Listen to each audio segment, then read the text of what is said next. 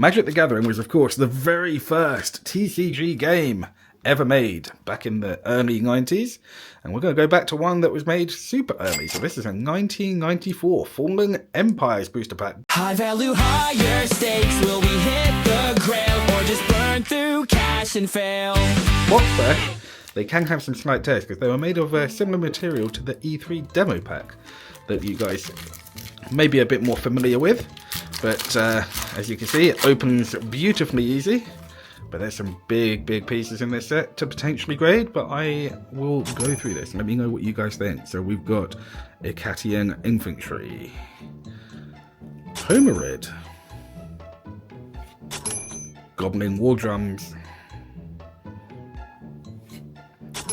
Homerid again, but the different artwork,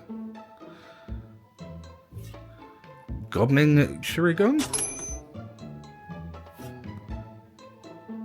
We've got another Homerid Warrior, Thalid Devourer. Cool artwork on that.